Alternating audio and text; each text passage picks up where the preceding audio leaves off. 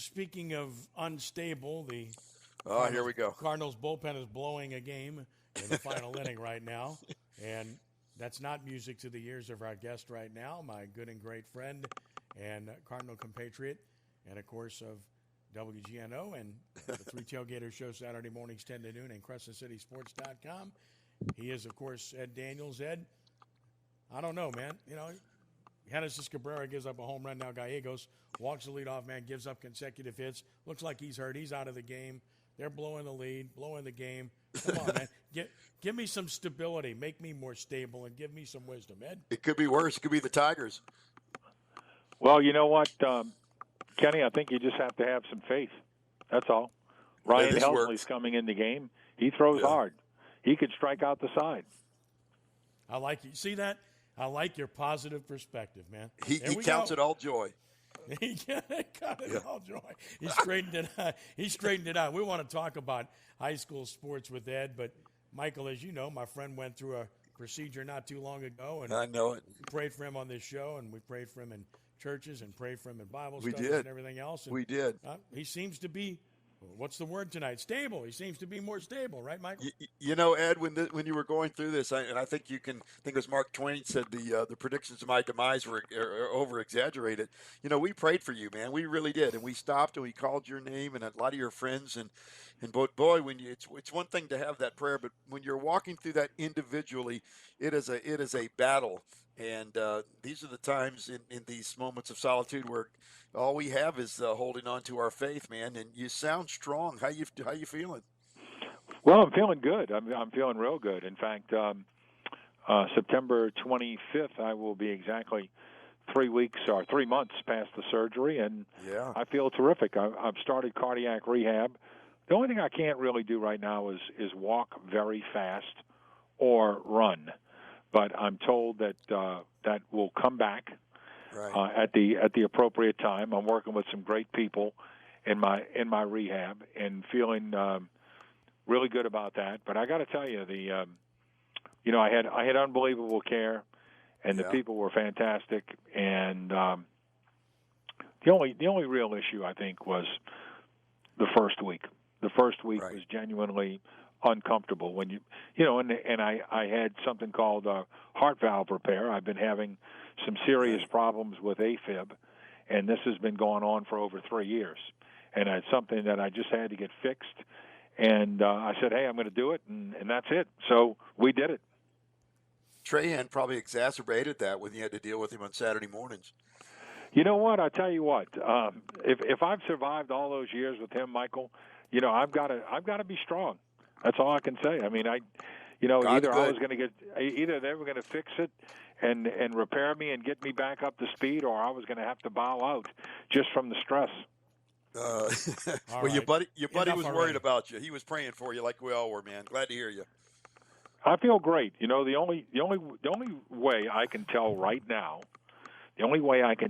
now, is that I've had open heart surgery.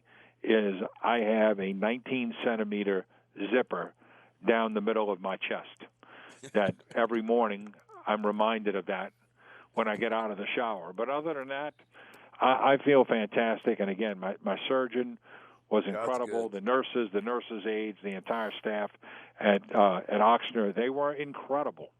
And my physician told me after 3 months, if I wanted to, I could jump out of a plane, and I just might take him up on that at some point. Take Ken, will you? No, don't do it. Just don't do it, and I'm not going, so forget about it. Not going to happen.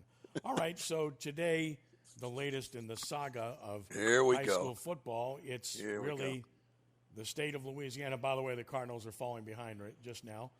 2-run single by the Tigers to take the lead in the 7th inning. So they've not only blown the game, they've blown the save, and they're going to lose the game. So, and still nobody out. So there you go. So whatever it might be, there's your answer.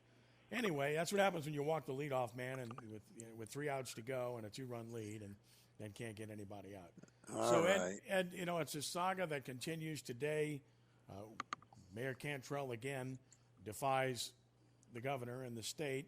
Now maybe she'll change her mind by tomorrow with regard to Phase 2 versus Phase 3, because in Phase 2, as she continues to say, she keeps saying her answer to it all regarding prep football is phase 2, phase 2. She doesn't say no. She doesn't say anything else. Remarkably, and again, this isn't a political show, but sometimes politics crosses into sports, so it has to be addressed. But what's absolutely head-scratching and remarkable is that she opines today that she has no idea that Tulane has been practicing for the past month, which obviously lends itself to the fact that she has no idea that Tulane is playing a game at home in 9 days. Look, I understand you're busy and you got a lot on your plate, but I don't know what to make of this. I really don't. I'm scratching my head. I'm trying to be understanding. I'm trying to be fair-minded, but I'm having a hard time understanding any of this. Help me out. Well, here's the thing that bothers me is that Greg Stewart, who is in charge of the Americans' response to COVID-19, he's the chair of the advisory committee on COVID-19. He's been heavily involved with that league and getting them up to speed to play college football, and he's been an advisor to the LHSAA. And look, Kenny, you and I have known Greg Stewart a long time. I think not only is he a terrific physician, but he's one heck of a guy. And his job is to take care of people. And it's something that I know he takes extremely seriously. And I don't think there's any way that Greg Stewart would recommend to the Louisiana High School Athletic Association or to the American Athletic Conference that the kids or the student athletes play football if he didn't think they were safe. And to me, the fact that she is unaware of this and her chief medical individual, I don't know this lady's credentials. I don't. But here's a guy who is the consultant, for one of the top 6 leagues in college football, who's telling his university presidents that it's safe enough to play football. And then he's telling the Louisiana High School Athletic Association that it is safe enough to play football, and they have totally discounted whatever he has said. To me, it's just utterly amazing. And, how could there's going to be some true freshmen on the field at Yeoman Stadium next Saturday. Agree? Yes. They're 1 year removed from high school. So why are they not in danger, but all the other kids in Orleans Parish are? And believe me, the coaches, there's been 1 or 2 coaches who have spoken out, and we know who they are. But there's a ton of coaches who are absolutely livid about this. And look, I understand, at least I hope I do, the seriousness of coronavirus. I think, when you see the numbers in Louisiana, you get it. But here's the deal. Jefferson Parish has had more coronavirus cases than New Orleans. And Jefferson is in phase 3 now with the state, or going to be. And Jefferson is playing sports. I don't get it. Michael? Well, I've had a problem with the reporting itself. Should the question be a positive test, or should it be symptomatic? I mean, when they told us and they told you when you had children and they had their sick days, don't put them in school. Don't do that. But we grow and we live all around these things. It seems unjust. Proverbs talks about unjust scales. It seems like within the parish there, I don't know. You get to the point where it sounds more like power than it sounds like concern to me right now. And you're exactly right. This is going on in states all around. The kids have been practicing. The high school kids have been practicing. That has been done, and they go out of their way. And I just don't understand this automatic knee-jerk, well, we're going to set up a committee now. We're going to have to study this. Well, that drags it out, and I just think that's unnecessary. But that sort of ineptitude is normal around here. We've laughed about it for years, but we've suffered because of this type thing. Well, the one thing I would say is that let's look at what's going on in the state of Michigan. They're basically shut down. For a long time there, the governor of Michigan, Gretchen Whitmer, didn't allow people to even cut grass. All right? Right. So Michigan Goodbye seeds. Michigan has been really in a lockdown, all right? But guess what? Michigan is going to play high school football this fall, but they're requiring their athletes to keep their faces covered.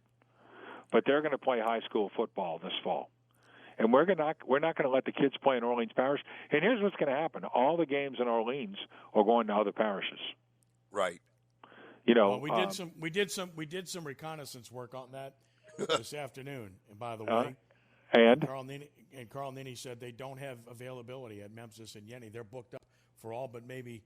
Yes. Let me get this right. I think he said 6 slots the whole year at these Correct. 2 stadiums combined. Let me double check that. So 6 open slots between the 2 stadiums for the whole year. So again, it's a good concept, but you're going to have to find somewhere. The fact that they are looking to find somewhere and go somewhere is in itself troubling. And I completely and totally respect the job that leaders have. Governor Edwards said today this is one of the most difficult decisions he's had to make, but he made it. And he's going to move forward and give it a chance. And tomorrow he'll announce what the guidelines will be. I don't think it's going to be as free-form as some people think it is, but at least he's giving it a chance, and I commend him for that. Where the LHSA is concerned, the comment that was made by the respected doctor who spoke today and the respected mayor who spoke today is troubling from this perspective.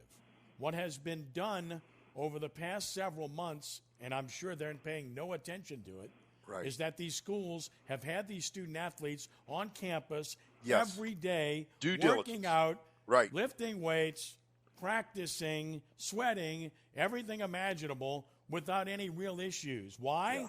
Because they have instilled and installed their own provisions to ensure the safety of said student athletes. When it comes to provisions for games, the LHSAA made it clear over the weekend when they had the meeting last Friday and then the executive committee meeting this week that the schools will administrate the games. They will administrate the games. They are responsible for making the decisions about what provisions are taken. Do you have sanitizer at the gate? Do you have sanitizer in the stands? Do you wear a mask when you come in?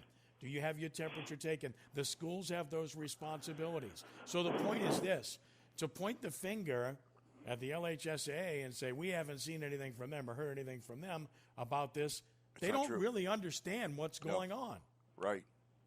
I mean, don't they know that these student athletes have been on campus for months now, practicing, sweating, working, lifting weights? Don't they know this, or do they? Well, you know, I don't know, Kenny. I don't know. I don't know what they've been told or whatever, but you know, I guess I don't want to generalize or downplay this situation because it is a very serious situation. But there's a couple of things that, you know, I don't know. Football is very important in the South, and I don't think it's a irony that most of the football this fall is going to be played in the South. It's just a different look at things in the Midwest and on the West Coast. It's just different. And you know, look, these kids want to play, and any child that doesn't want to play, or the parent of any child that doesn't want their child to play, ought to just sign a waiver and move on, or just not let their child play. Right. You know, keep them off the field. I mean, everybody has a choice. In the meantime, you're penalizing all of these kids who want to play, and all the parents who have given them their okay to play. You know, out of the box, 177 days ago, all of us, none of us had a problem as good citizens and what we thought we should do for the 15 days and all of that. Well, a lot of talk has gone back and forth, like this side believes this side believes that.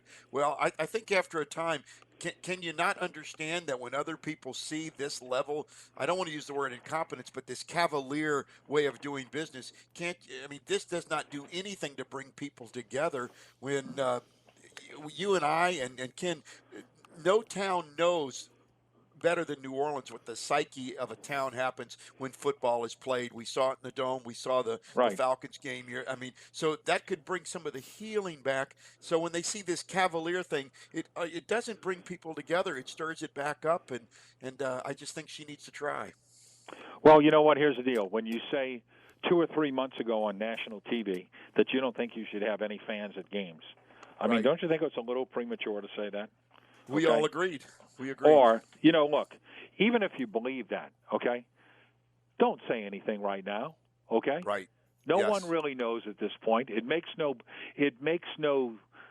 sense to make some kind of and the same thing with Mardi Gras. If I'd have known this, I would have canceled Mardi Gras, and I would have been the mayor to do it.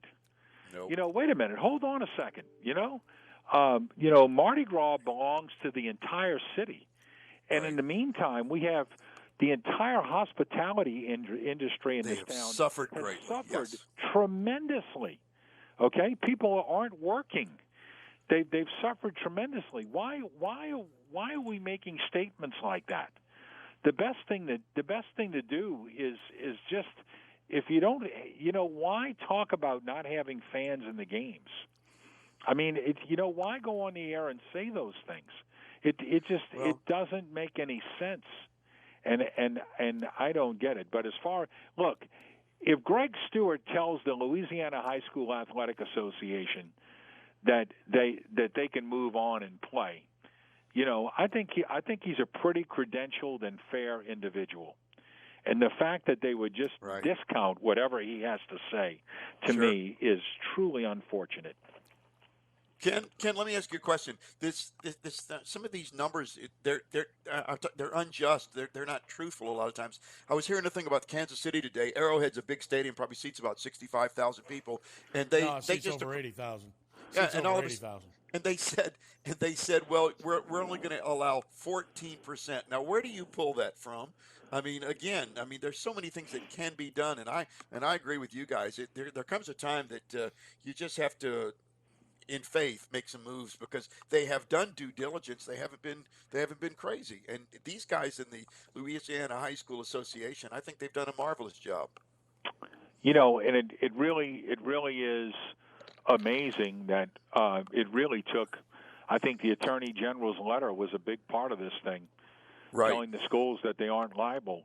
I don't know. Look, I just think that when you talk about, whenever I go to different states, I see how much better their facilities are and what their kids don't have to deal with, and I'm just amazed.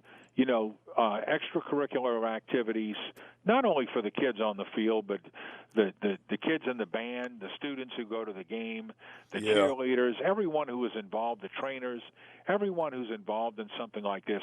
It's such a positive experience. And to just feel like you can just arbitrarily, just rule on something like that is to me, every time I just see someone who is authoritarian in nature, and I don't know if that's the best look. That's the point. Well, again, we try not to politicize anything, because that's not at all what we do here. And we respect all points of view, and we respect safety, and we respect the whole concept of what's happening with this virus. Lord knows I do, with knowing 6 people who have died and another who almost did, and that goes without saying. That said, there is a basic tenet here that plays within us, and that is the basic freedom that we have.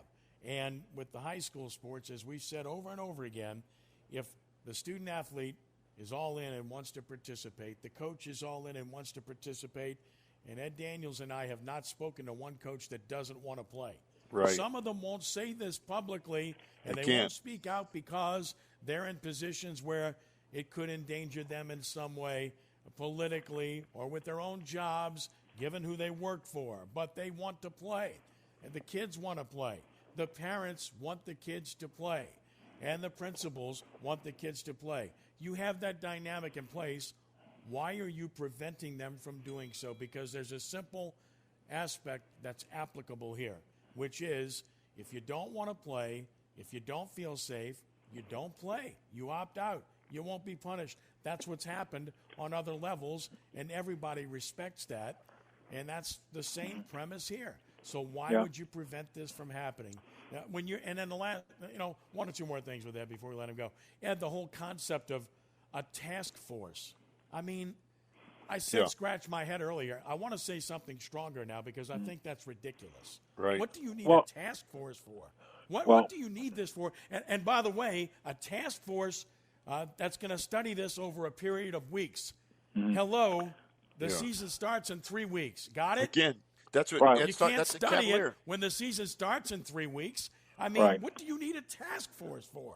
Well, here's the deal. What are we talking about here? Yeah, we all know how politics works, and a task force is government by consensus. Right. Okay, and what if the task force recommends it, then and it doesn't work, then you have cover. Well, this is what the task force recommended. Committees, all of this stuff. Over the years, you and I have seen it a million times. When people start talking about all these committees and getting 20 people involved and all this other stuff and study this and study that, I'm a little circumspect when it comes to that stuff. And like I said, I just think that when you have a gentleman who is the chair of the advisory board for one of the six biggest leagues in college football, recommending that the Louisiana High School Athletic Association move forward, then I think what you have there is an executive director who is making and Mr. Bonine, who's making a balanced decision. All right, and I don't know the credentials of Dr. Avegno. I don't know anything about her, really, honestly, other than what I've seen in press conferences, and I haven't personally attended any of them. I'm sure she's extremely smart and great at her job, but I don't think she's any more qualified than Greg Stewart to make that make that assessment. I don't think too many more people are more qualified than he is, and that they've just kind of written off what he said. To me, is just disappointing. Well, you got 64 parishes in the state of Louisiana, right? Yep. And you got 63 that are on board with doing something, and one that isn't. So one has it figured out. One has it figured out, apparently. Let's put this in perspective.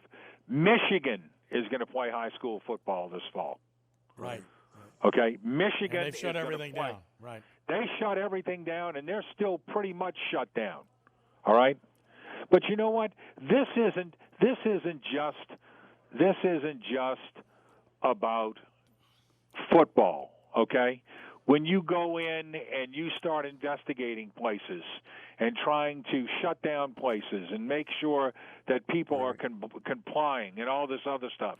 Okay, the only thing they've done is hurt businesses. All right. And I'm not invested in a business in New Orleans, okay? But I work for one that's heavily invested in New Orleans, so I guess I am. But here's the deal: if you don't have businesses anymore and you don't have people with any money, then pretty soon we're not going to have advertisers, and I'm going to be looking for a job. All right? Well, it's already happened to me. So it's already happened. I mean, we just got to have a bigger picture here, okay? Right. We got to have a bigger picture. In the meantime, last weekend I go to Florida, and Florida is thriving, okay? Thriving, and they've had a pretty serious corona outbreak there, and they're thriving, all right? And I'm tired of we're always last. And once again, when it comes to playing high school football, which as far as I'm concerned is one of the most quality endeavors you can have for a young person to be involved in high school sports, all of a sudden, guess what? We're last again. Right. Okay? And New Orleans is beyond last.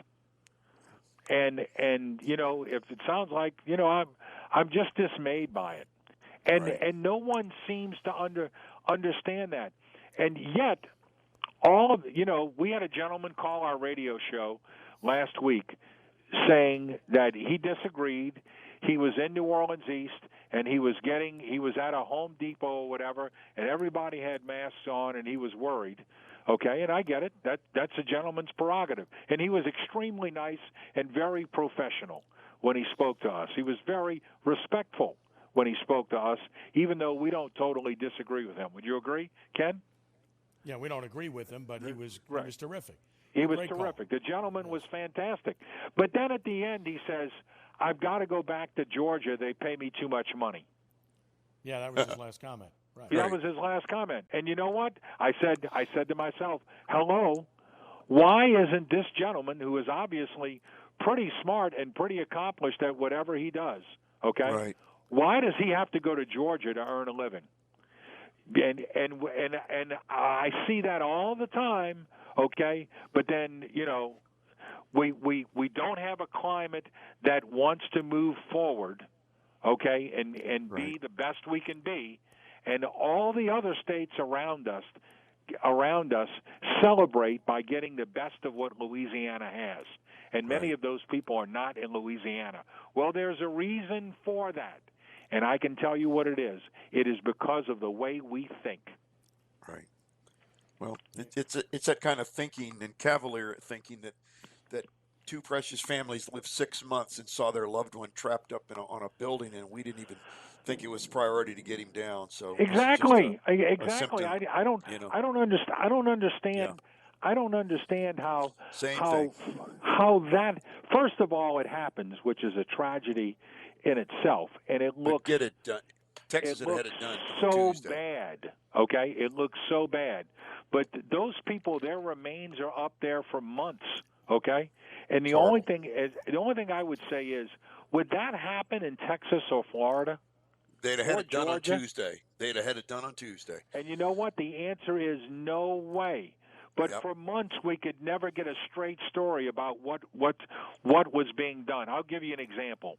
One day I'm in Rouse's. I'm shopping one day, and I hear this voice from God come up behind me. How are you doing, young man? You know who it was? It was General Honoré. Wow. All right? From Katrina days. Media, don't get stuck on stupid. Remember him? He'd have got it done. Yeah, he got it done. Guess what? He needed lights and power in the New Orleans Center. And from what I understand, he got very, very upset when he got there and he didn't have lights and power. And you know what? He, all of a sudden, was able to move a few mountains that people said weren't able to be moved. You know what? I like that kind of attitude, all right, that we're going to get it done, and that's the end of it. And I'm tired of seeing our state, which is a great state with great people, okay, a great state with great people across the board, great people from every corner of our state. I'm tired of us being last. And once again, we're last. And that is just, to me, is just really, really bad. Let me read this real quick. Tulane with a tweet most recently, because I think this is important to point out. It's all about Tulane University's followed the return to practice and return to play protocols developed by the NCAA and the American Athletic Conference.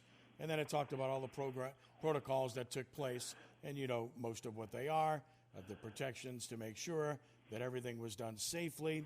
And then it says this: during our most recent meeting, August 19th, city officials and the university agreed that Tulane would be permitted a maximum of 250 guests of student athletes with masks and distancing when home games resumed.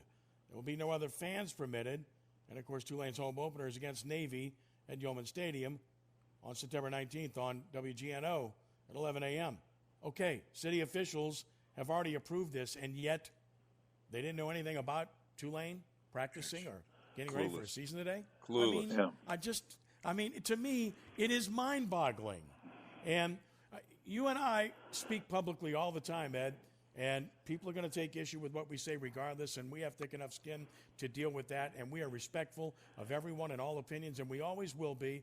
I'll say that for you and on behalf of you because I know you, and I know you know me. But it's truly remarkable that you can sit here and claim you're unaware of something when, in fact, this has already been approved by city officials. Now, that said, what we do know is this, and you and I know this better than anybody. If you don't know something about a particular topic, don't comment on it. And to me, that's a far better place to go and a place to visit than to say something that doesn't make any sense, aside from the high school issue, to make that comment after you say that, well, the Saints got an exemption as a professional entity, right? So, I mean, to me, it's aside from decisions, whether you think these decisions by the city are bad, by the mayor, not the city, the mayor, I should say. But then again, there is a council, and what have they said about this? I'm just asking. Nothing. And other leadership, by the way. I'm just asking. So the Nothing. mayor, not defending her, but she's not the only leader in that city. So where are all the others to speak up? Where are all the others to speak up and defend and help the young men and women that are working so hard to try to compete? Neither one of us has ever advocated competing if it's not safe. Neither one of us, nor have we ever. We have been adamant, and I have said from day one, and I know Ed is too, if there's any evidence that there's a definitive threat, don't do it. But you never know until you try. And if you try and you find there's a real problem, you shut it down. But at least you tried. We've seen it going on in other states for a couple of weeks on the high school level, apparently pretty well. We've seen it going on in college for the last few weeks, apparently pretty well. The NFL, I'm watching right now, is playing tonight. The NFL had one positive test out of 2,671 players. One positive test out of 2,671 players. Got it? Why? Because they're taking every precaution imaginable. Point is, it can be done. Oh, by the way, did you test them for any other potential diseases? I'm just asking. There's communicable disease everywhere. Of course not. And when you're in contact with people, honest things reporting. are going to happen. That's so right. The bottom line is that give it a chance, give people a chance, have a level of understanding, and, oh, by the way, everybody else isn't wrong and I'm right. I've never felt that way about anything. I don't always have all the answers. I feel strongly about certain topics, but you don't have the answers that everyone else doesn't have. That's been my experience in life, and maybe that ought to be a position that certain people should take at this point in time. Well, let's just hope that I just hope that the young men who want to play football in Orleans, they find a place to practice in other parishes. They schedule their games, they move on, and they get to play. And the fact that if we don't have any football this year at Tad Gormley and Pan American and Joe Brown and it's just I don't know. It's extremely frustrating. Like I said, you're going to have a true freshman on the field in the Tulane game. He's okay playing against adults in a college game, but children are not okay. Playing in the city. It's just amazing to me. So I don't know. We'll see what happens. I got to run, guys. Got to get to work. Go ahead, Eddie. Love both you guys. Thanks for all the kind words, and I'll talk to you soon. Love you, bud. Saturday morning on the 3 Tailgater Show. Look forward to it. Take care now. Watch him at 10 o'clock tonight on WGNO as well.